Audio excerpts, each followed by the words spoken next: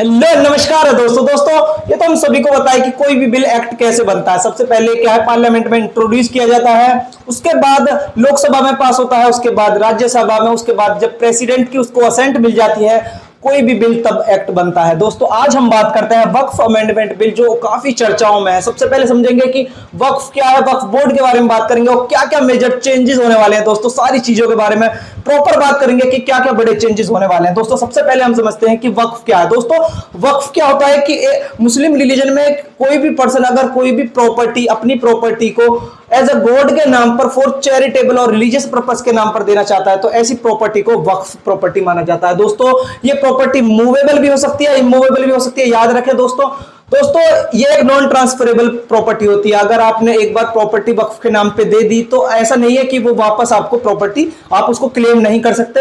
ये आपको याद रखना है। दोस्तों याद रखें कि ऐसी प्रॉपर्टी जो लंबे समय से रिलीजियस और चैरिटेबल पर्पस के लिए यूज होती है, उसको भी क्या था पहले कि वक्फ प्रॉपर्टी मान लिया जाता था। दोस्तों अब बात करें कि वक्फ बोर्ड। दोस्तों हमें याद रखना है कि हमारे इंडिया में ऑल ओवर कम से कम 30 वक्फ बोर्ड है। हालांकि हर स्टेट में अपना अलग अलग वक्फ बोर्ड है।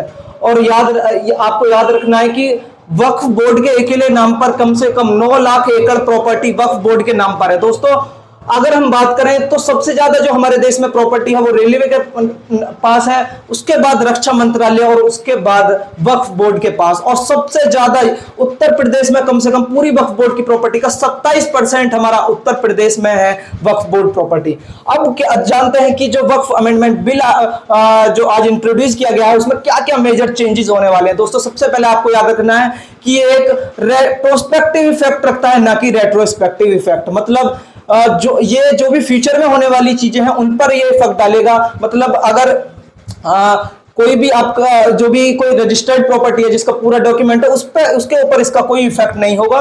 ये अब प्रोस्पेक्टिव इफेक्ट है, ना कि रेट्रोस्पेक्टिव। दूसरा सबसे बड़ा क्या चीज होने वाला है दोस्तों कि नॉन मुस्लिम को भी member as a Waqf board में मेंबर बनाया गया है, जिसको नॉलेज होती है किस चीज की, मुस्लिम लॉ की, जूरिस्प्रूडेंस की। तो नॉन मुस्लिम को भी एंट्री दी गई है। सबसे ज्यादा कंट्रोवर्शियल इस चीज पर हो रही है। नेक्स्ट क्या है दोस्तों कि सेक्शन 40 जो वक्फ एक्ट का सेक्शन 40 है उसको हटा दिया गया है। अब जानते हैं कि सेक्शन 40 में ऐसा क्या था, जिसमें था कि जो वक्फ एंड जो ट्रिब्यूनल था वो किसी भी प्रॉपर्टी को क्या है as a Waqf property declare कर देता था। तो उस सेक्शन को, उस प्रावधान को अब हटा दिया गया है इस अमेंडमेंट बिल द्वारा। दोस्तों नेक्स्ट जानते हैं क्या है, amendment of state government officer which is senior to the district collector. अब इसका क्या मतलब है दोस्तों, अगर कोई भी डिस्प्यूट अराइज होता है कि ये प्रॉपर्टी वक्फ की प्रॉपर्टी है या फिर गवर्नमेंट की प्रॉपर्टी है, तो ऐसे डिस्प्यूट को अराइज करने होता है, तो ऐसे डिस्प्यूट के लिए क्या है, स्टेट गवर्नमेंट एक ऑफिसर अपॉइंट करेगी जो डिस्ट्रिक्ट कलेक्टर की रैंक से अबव का होगा।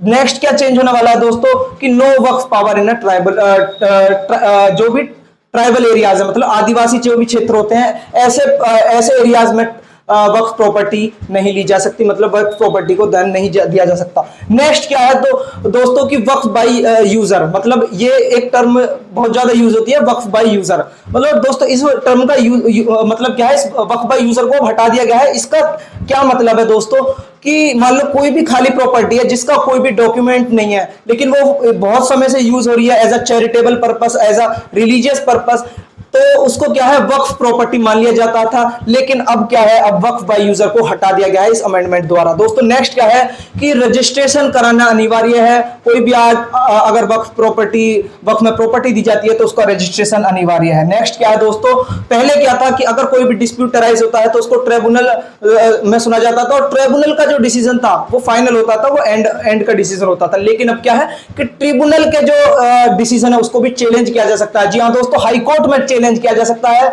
ये बहुत बड़ा एक चेंज होने वाला है। नेक्स्ट क्या दोस्तों कि कोई भी पर्सन, कोई भी आदमी अपनी प्रॉपर्टी, अगर वो खुद उसका ओनर है, तो उस प्रॉपर्टी को वक्फ के नाम पे डोनेट, मतलब जो उसका खुद का शेयर है उसको वक्फ के नाम पे डोनेट कर सकता है। अगर उसकी वाइफ का उसमें नाम है या फिर उसका वाइफ का वो इसमें शेयर है, ऐसी प्रॉपर्टी को वक्फ में डोनेट नहीं किया जा सकता। दोस्तों नेक्स्ट क्या बड़ा चेंज होने वाला है कि मुस्लिम वुमेन को भी मेंबर बनाया जाएगा, कहां पर, वक्फ बोर्ड में। दोस्तों ये कुछ आपके बड़े चेंजेस होने वाले हैं वक्फ अमेंडमेंट बिल में। दोस्तों आप कमेंट में जरूर बताएं कि आपको इन चेंजेस के बारे में, आप कमेंट में जरूर लिखें दोस्तों, अपनी राय भी लिखें दोस्तों कमेंट, और बताएं कि हम नेक्स्ट वीडियो किस टॉपिक पर लेकर आए। दोस्तों कैसी लगी आपको वीडियो? जय हिंद, जय भारत।